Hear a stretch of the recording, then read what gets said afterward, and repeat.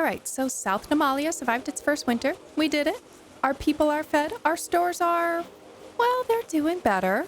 But as the snow starts to melt and we see the green creeping back in, it's pretty obvious that these few scattered huts don't really make a medieval town. This is still just a frontier, a raw, untamed piece of land we've claimed. Survival isn't the only goal anymore. Now we've got to build a legacy. Today we're going to transform this humble hamlet into the heart of a real medieval town. And a proper town needs a soul, right? A center of gravity that pulls everything together. This is honestly another part of the game that I love. It's not just about plopping down buildings, it's about breathing life into this world, laying the foundations of a community that will hopefully stand for a century. We're going to build the perfect medieval town center, starting with a wooden church to get everyone's spirits up and the trade post to bring in some cash. This is how we turn South Namalia into a jewel of the kingdom. Okay, so before we even start laying down the blueprints, we need a vision. A random collection of buildings might work for a bit, but it'll never feel grand, nor will it inspire anyone. Our vision for South Namalia's center is something that feels organic, but also deliberate. It needs to feel like it grew here over time, shaped by the land and what our people need. Building an authentic-looking medieval town really isn't easy. You're always trying to balance those historical vibes with the game's actual mechanics. Right now, our biggest challenge is our identity. What are we? A logging camp? A foraging village? Well, we're a little bit of both currently, but there's no focal point. A proper town center will give us that. It will create the social and economic hub that redefines how this whole settlement works. Our people need a place to gather, to trade, and to pray. Their approval is holding stable around 70%, but they need to feel like they're a part of something bigger than their own little plot of land. The plan starts with the layout. I've been looking at the terrain, watching the paths our villagers are taking and walking. There's this natural clearing not far from our firewood camp that is kind of perfect. It's on a slight rise, which will give us a commanding view, and if I put the church up there, it'll be visible from almost anywhere in the settlement, a constant reminder of faith and community. Our first real step isn't even placing the church, it's defining the roads that will support its construction. Now, while the game lets us just draw roads, I like to think of it a little differently. I imagine where the natural wear and tear on the earth would happen, where people and oxen would actually walk day after day. So instead of snapping to a rigid grid, I'm going to lay down a few key arterial roads and gentle curves that follow the contours of the land. These paths will connect our firewood camp, our small marketplace, the future town center, and perhaps even towards our small pond. We want this place to feel alive, not like a grid someone just drew on a map.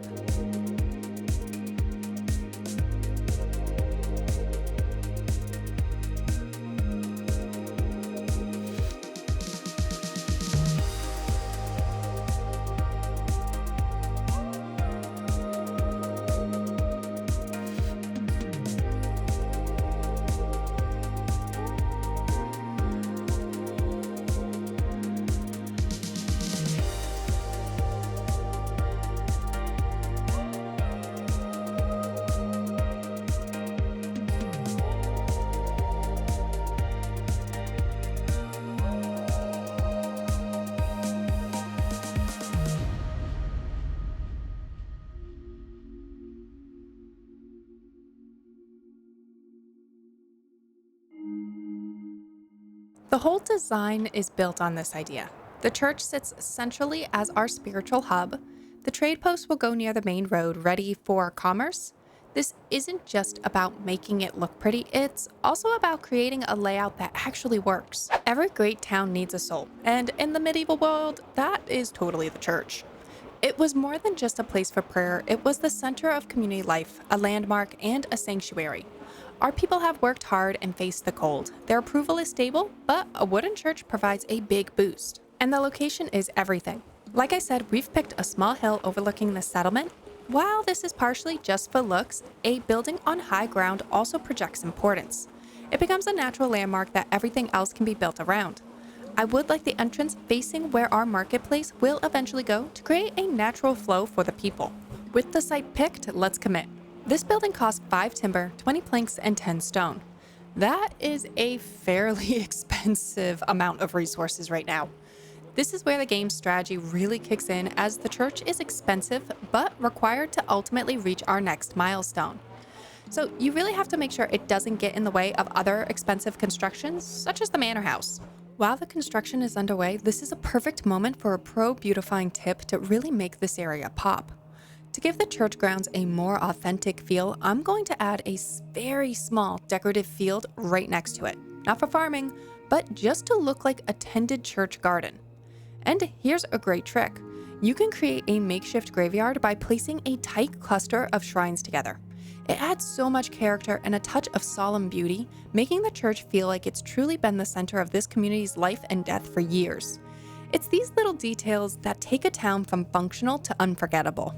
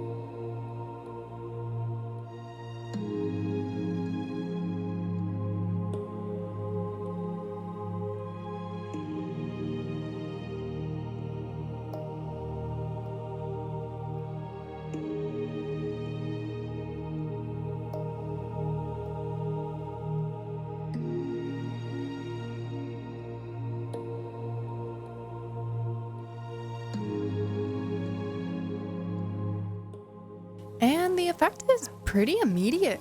Our approval rating has soared, jumping up to 75%, I'm sorry.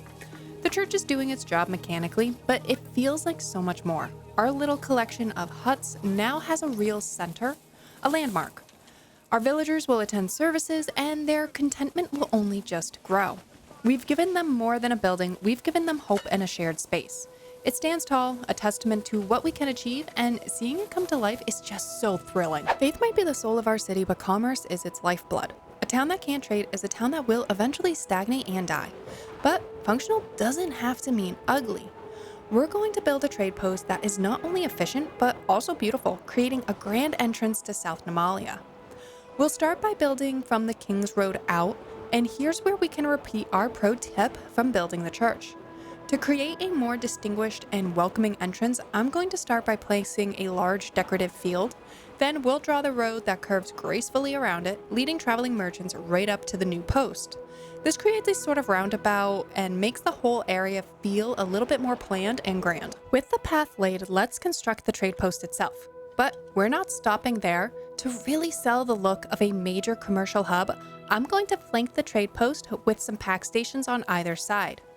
We won't be using them just yet, but building them now preserves the space for when our trade network expands.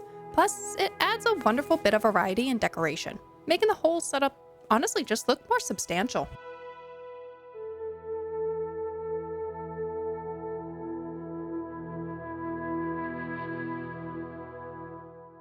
The construction of these 3 buildings are beginning.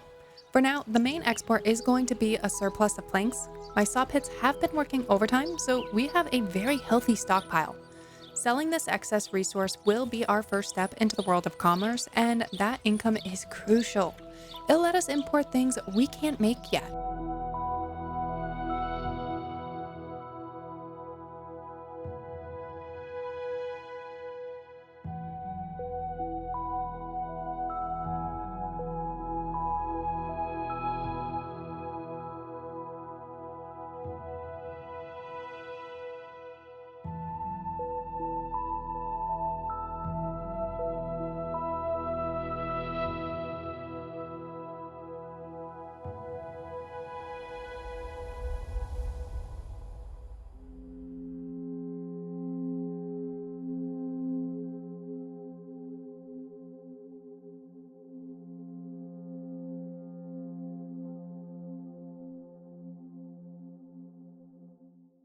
The moment the trade post is finished, we can establish our first trade route, advertising our planks for sale.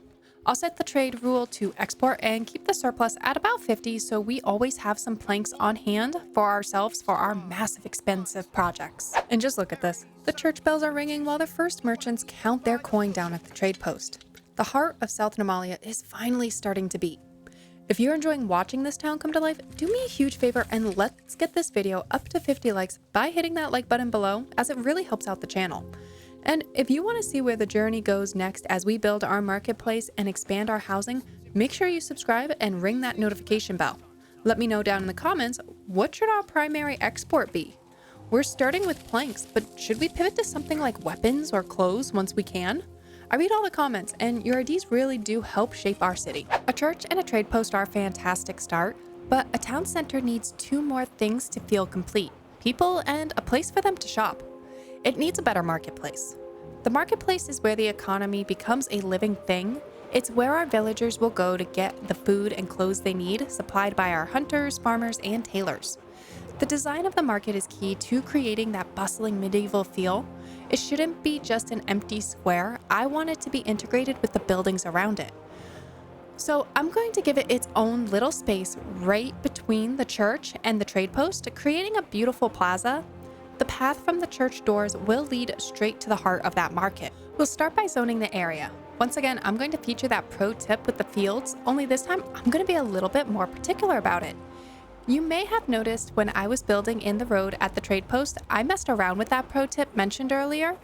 Well, now it hopefully makes more sense why I was messing around, as we draw in a beautiful crescent-shaped market area with the field as a backdrop and that tree as a centerpiece. But a market is nothing without customers, and customers need homes.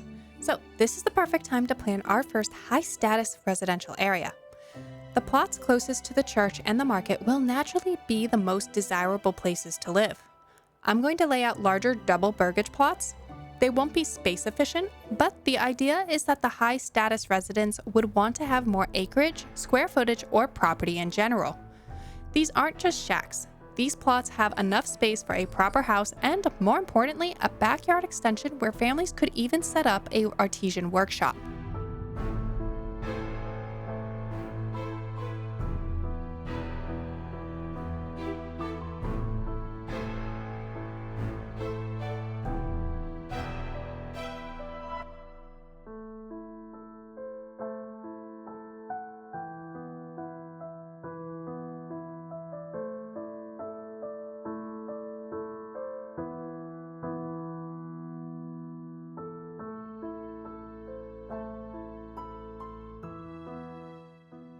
This is the magic of organic city building in this game.